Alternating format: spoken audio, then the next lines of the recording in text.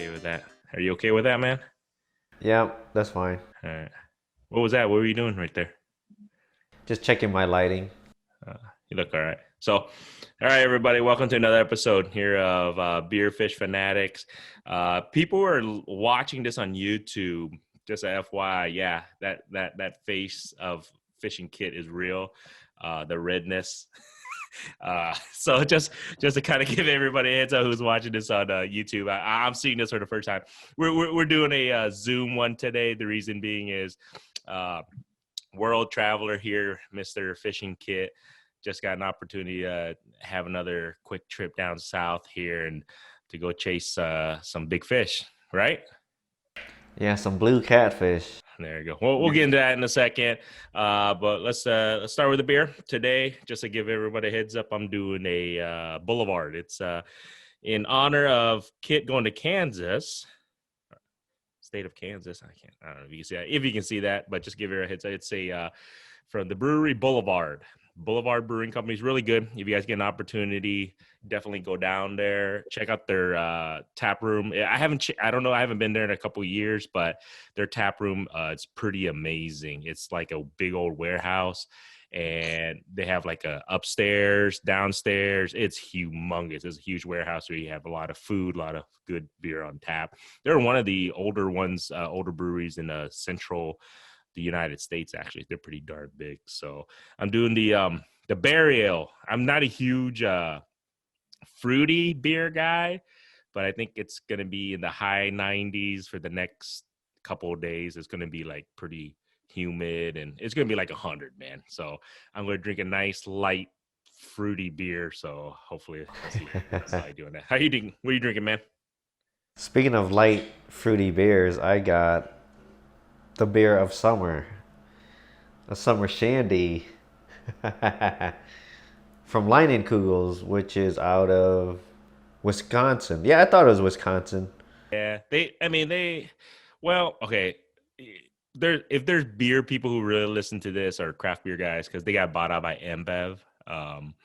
So originally, like you said, they were a craft beer company, but they've been I believe they were bought out by InBev. If somebody can correct me if I'm wrong on that, but it's okay. It's still pretty good beer, but as far as I know, I think they got summer shandy, nice and light, man. Here, cheers, dude.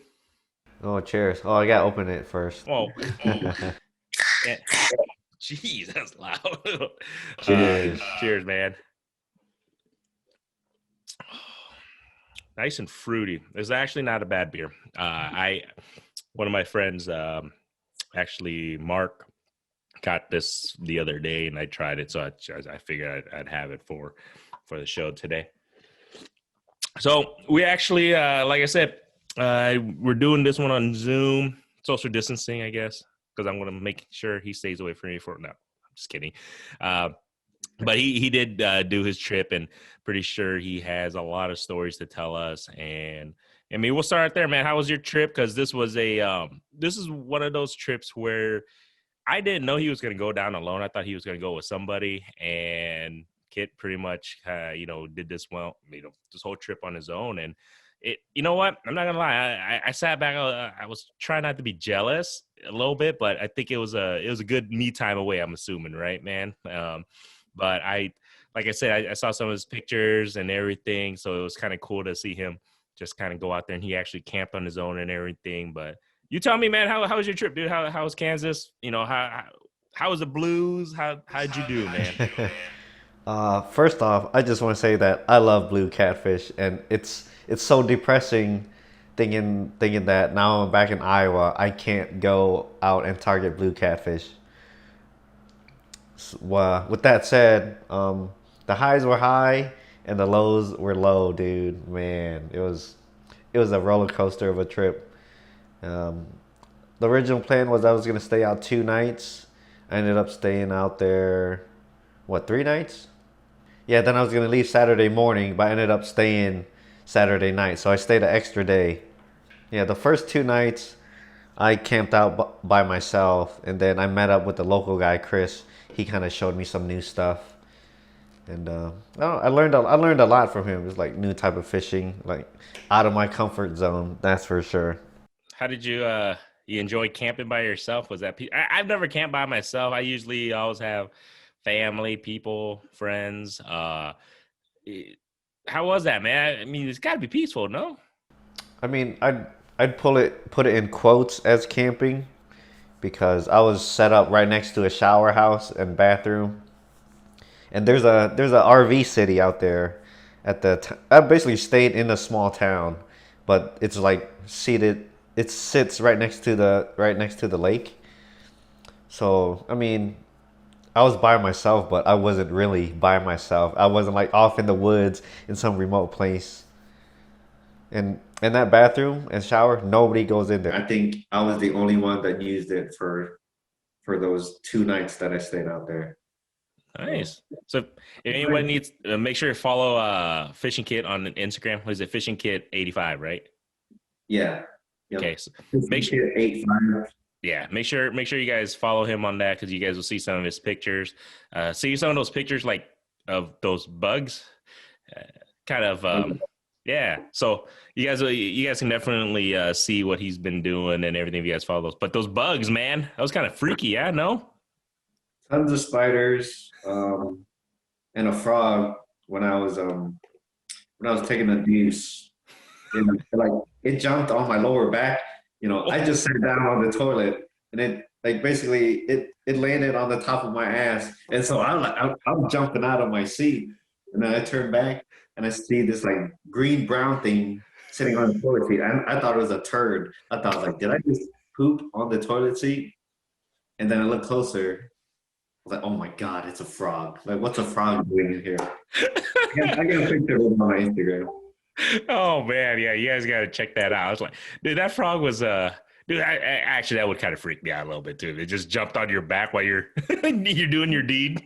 Yeah, I jumped up out of the toilet seat, dude. Oh man. That's funny, man. But I mean, how was the trip? I know you were going out there. You were chasing the blues. The thing was, people don't know that Fishing Kit was actually supposed to go a week or two before.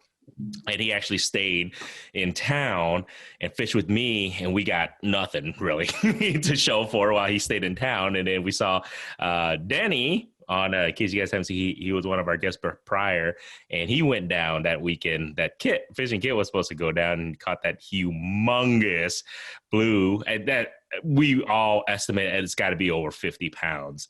And that was huge. So then, of course, Fishing Kit's like, you know what? I was supposed to be right next to him, and that could have been me. He's going to go down this week. So that's why he went this week and kind of did his own trip and everything. But tell me, how was the fishing? I know you said it was a roller coaster. What was that like, man? Well, instead of watching Danny catch big fish last week, I ended up watching Chris catch big fish this week. But fishing wise, like the first couple of days that I fished on my own, the lake has an algae bloom, and it was a south wind, so it was a blue green algae. So like that toxic, was it cyanogen bacteria or whatever it's called? Yeah. So I guess they had a big bloom last week after Denny was there. So after he left, that's when the big bloom happened. Oh. And so where I launched that, there's like the water's been dropping. I guess the water was up like 8 feet last week or something, or the week before. But there's like a blue green like icing. It looks like icing, like of just green dead algae, like along the shoreline. I have a picture of it. I don't think I posted it, but it like reeks. It smells like rotten animal carcass. It smells so bad. So how does that do you think, I mean, how does that affect fishing? Do you know, or? Well, like that algae, like either I think when it blooms, I feel like that would create a lot of oxygen, but when it dies, it pulls out all the oxygen out of the water. Gotcha. And then so and then fish obviously need oxygen in the water to breathe. But I don't think it hit the blue cats that hard because it was mainly isolated to the northern half of the lake. Mhm. But I think the blue cats were like gorging on the shad that were dying, since shad are like really susceptible to like big changes in water and oxygen and stuff. I actually got some crazy footage where I saw like in the distance while I was fishing, I just see fish busting on the surface, like pow, pow, pow, pow, pow, pow. Like it was straight like nonstop for like 3 hours straight. How come you didn't And go over? You didn't want to go over there and try and catch them? I was just like, oh, white bass, whatever. I ain't here to catch Oh white bass. But but by the time I got over there to check it out as I was leaving, it was all catfish. man, Like thousands, like tens of thousands of them for everywhere. real? Like near the surface, and I'm sitting in 10 feet of water or so. Like they're at the surface. Like I could reach down and touch them. I thought maybe the blue green algae was causing them to die or something, but they were feeding because you see like shad being blown out of the water every time, like pow, pow, pow, pow. And then on my graph, I'm in 10 feet of water. It's fish top to bottom. Wow. Yeah, it's crazy. Was it all blue channels that were surfacing, or was it just channels? I think it's all like, well, blues. There's probably channels mixed in, Hmm. but I saw some albinos, which was cool, Hmm. and I actually caught an albino blue cat. Hmm. So you guys gonna have to check out Fishing Kit's channel, right? Hopefully we get to see the albino. I've never seen one. I've never seen one caught, so I don't know. I've never seen one in life either. So Yeah, I thought I saw one in the water when I pulled up on them, and then the next day, speaking of fishing, I was dragging baits in shallow water, mhm. which is which is like the go-to for me whenever I go down there. It's like it's what I'm comfortable with because it produces fish. Like you won't catch. I mean, I can't speak for Denny because he caught a lot of big fish doing that same method. But like generally doing that method of fishing down there, like dragging the flats, you'll Mhm. you'll get more numbers. Like it's a numbers game, so you'll end up catching a lot more fish, but they necessarily won't be that big. You'll catch a lot of dinks, which is which is I which is what I'm pretty good at doing apparently. Is that what you caught a lot more of? Yeah, I'm average wise. I caught a lot of slot fish. There's a slot limit down there because they care about their like blue catfish population. Hmm. So anything 25 to 40 inches, it has to go back. And then you can keep one fish over 40 inches, and you keep anything else that's under 25. But Yeah. I caught most of my fish were like in that 25 to 27-inch range. Still pretty good size. Well, in case anybody's wondering, he went to Milford. So in case everybody's listening, like, what lake are you guys talking about? And I was like, it's Milford. But you're right, though. I mean, there's a reason why they have those slot limits. Exactly. So it maintains the pretty much the species and make sure they grow at a good amount. What was my question? What's the biggest fish you caught this weekend, man? Like weighing a fish in a kayak is like so cumbersome, especially like if you're weighing a big fish, you're gonna have to stand up, and if that fish is like 30, 40 inches long, you're standing up, raising the fish up, so your center of gravity is gonna be super high, and it's not even really worth it in the kayak. When you post the weight of a fish online, you're gonna get haters anyways. Like That's true. you'll say, "Oh, like 20-pound fish." As soon as you get done, posting, people are like, no, that's like 10 at the most, like 15, blah, blah, blah. But Yeah. if you have a scale, they'll say your scale is broken. So I don't bother posting weights. Like I see it all the time. Just go in a catfish group and look for a post where somebody tells the weight. There are gonna be people all over the comments saying that weight's wrong. That's true. That's true. What do you think, though? What was your estimate of the biggest one you caught over the weekend? 15 if I was being modest, Hmm. and maybe 20 if I'm being generous. But you know what? That's still pretty darn big, man. If you think about that off a kayak, took you for a good ride. I mean, I was anchored, but the Oh, fight is way different. It was in deep water too, like well, relatively deep, like 32 feet of water, I think. No, 30, almost 30, 28. That's right, hmm. 28 feet of water. Like in Iowa, we don't ever fish that deep because well, like Red Rock isn't even that deep. Certain Like, spots. I think you got to find the deep spots. But you're right. I mean, even that we don't, like you say, we don't typically ever fish that deep around. yeah, 28 feet is like mid range for Milford. Hmm. I think it gets close to 60. What'd you do different this time? Well, Chris, he's a big proponent of anchoring up on underwater structure and Mm-hmm. just spending baits. It's like a waiting game. It's not a numbers game like when we're dragging baits up north. It's a numbers game, you know. Mm-hmm. Like I what the first afternoon and the second afternoon. Well, the first afternoon I probably caught like 10 fish dragging baits. Then I went out trying to suspend and anchor on structure on my own. Turns out I was too shallow. Like I was fishing in 15 to 25 feet, and Chris was telling me I should have been in like 25 to 35 feet. Mm. I didn't catch anything. And then I was like, all right, whatever. I need to redeem myself, go back out north, drag on the flats again. And, you know, I ended up with 10 fish or so again.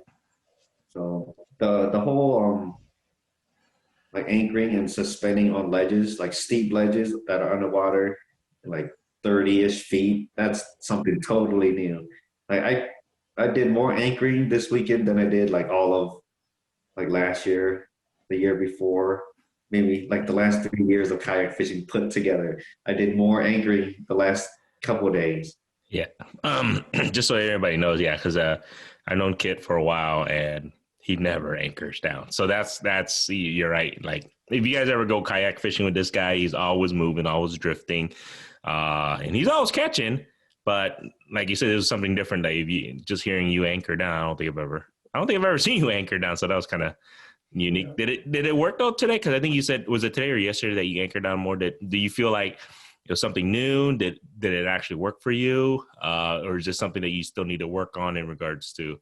The idea with the anchoring on structure is you're trying to find areas where there's a high chance that fish are moving through because blue catfish are the most nomadic of all the catfish species, so they're always roaming around. And you want to basically set up in like highways, like where they would like, okay, this spot looks like an area that they would move through at certain times of the day. So you just want to be there with your baits at the right time and you know based on where you pick, you know some places are going to have more chances of fish moving through opposed to like some structureless like flat place opposed to like where we're anchoring near like points or underwater ledges, basically areas that would concentrate fish as they're moving.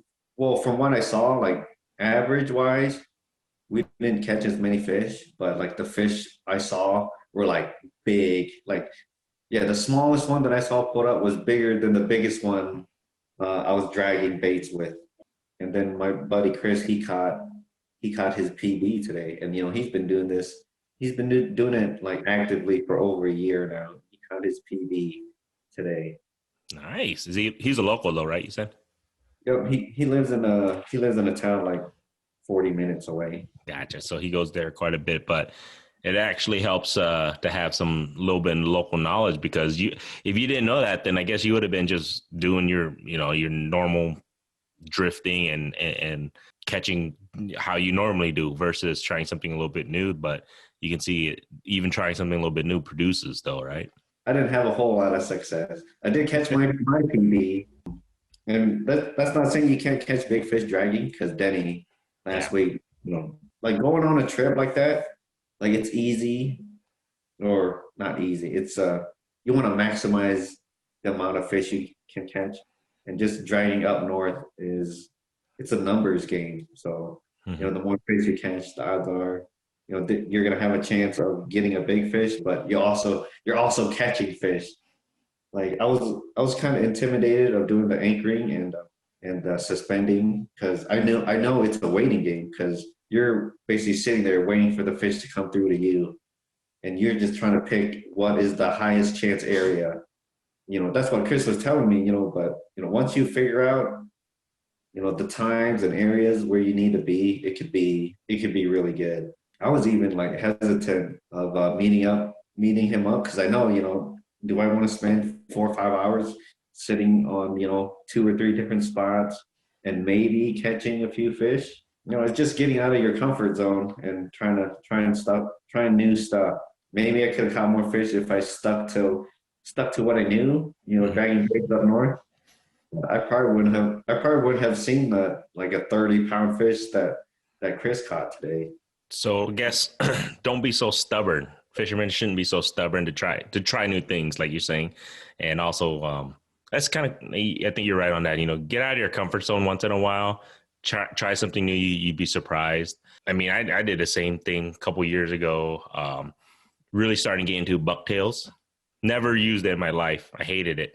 I didn't think anything of it. But then, like you said, it's just doing something new, trying something that you never know will catch something, and you'd be surprised. If there was, I guess you could say, if there's one thing that you would, besides that, I mean, was there anything else that you would say that helped you guys? Like, was there a specific bait you guys were using? Fresh is always best, but white bass is like a really good bait down there because there's tons of white bass. I brought down some white bass when I was drifting. So I drifted crappie, white bass, and quillback. It's like a little carp. The quillback sucked. Like they do not want anything to do with it. I don't even know if I caught a fish on it. But the white bass and crappies were really good. The crappie got hit a lot. Granted, I had more crappies than anything else to use as bait. But yeah, they were hitting it quite a bit.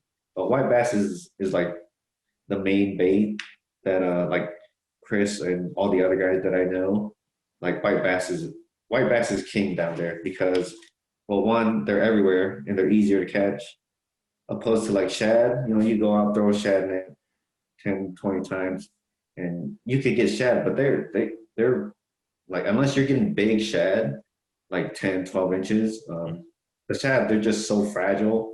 And the way Chris put it is like when you put a white bass on and you have like little fish pecking at it, like channel cats or small blues, like if they're coming and picking at it, they're not gonna strip that bait off the hook.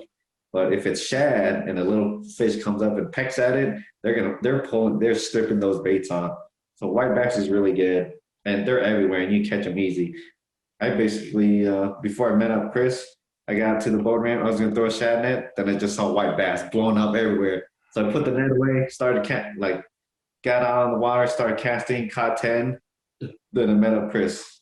Dang. So white bass, huh? If you go, so we're giving tips to Milford, everyone. So anybody's listening to this, so white bass is the way to go. And then, how do you guys cut up your bait and you put it on your hook? Because I see a lot of people sometimes they cut.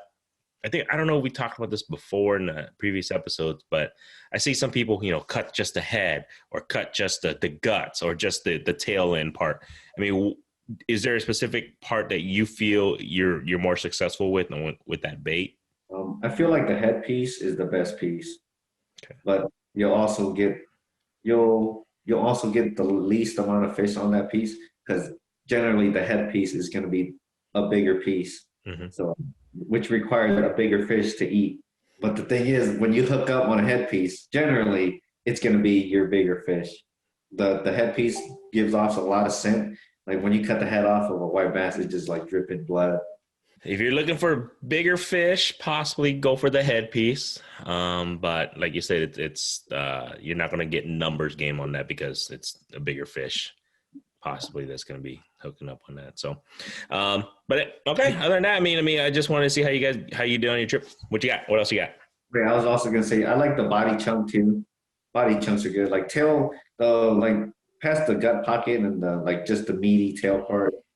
I don't know. I feel like I don't get hit as much on those pieces because, it's not as juicy to put it like compared to like the body section because you got the gut pocket and all that innards and stuff. I mean, odds are they're gonna get packed away, but they're just juicier. And the juicier, the more scent you give off, and catfish feed primarily by scent. So, yeah, we just want to catch up a little bit with Kit on that. We'll end this episode here. We're actually gonna do a couple more today. Episodes, have a couple more beers. Haven't seen this guy in a while, a couple days, so just thought I'd have a couple beers with him. We're gonna talk some more stuff here, so definitely stay tuned for next week. But right now, I just wanted. I mean, is there anything you want to give advice? Ending on this episode today in regards to what you learned over the weekend. What would you recommend? What kind of advice would you give for somebody who's possibly looking to not just go to Milford, but just go to anywhere, somewhere new, somewhere to fish? I mean, what kind of advice would you give, whether they're by themselves or whatever, on a trip? I guess my best advice would be like, don't be afraid to try new stuff. Like if whatever you're doing isn't working, go try something else. So don't be stubborn like me. Right. If you know a spot that produces fish, it's hard to break away from that. Like drifting weeks up north, like I just want to say, like, maybe I don't want to meet up with Chris. Maybe I just want to stay up here and drag baits and catch fish. I might be catching dinks, but at least I'll be catching fish. Get out of your comfort zone. I like that. You were saying that earlier, and I think that's something everybody should try. Every so often, if fish aren't biting, or if you're trying to catch something that's completely different that you've never targeted, get out of your comfort zone. Try something new. And who knows, you can possibly land a PB, trophy catfish, or just anything. You can catch something that you never dreamed of, I guess, in a way. So, but other than that, man, that's good to hear about your trip. Glad you're back safe. We'll do this again. We'll do it with another beer, but other than that, see you guys next time. See ya.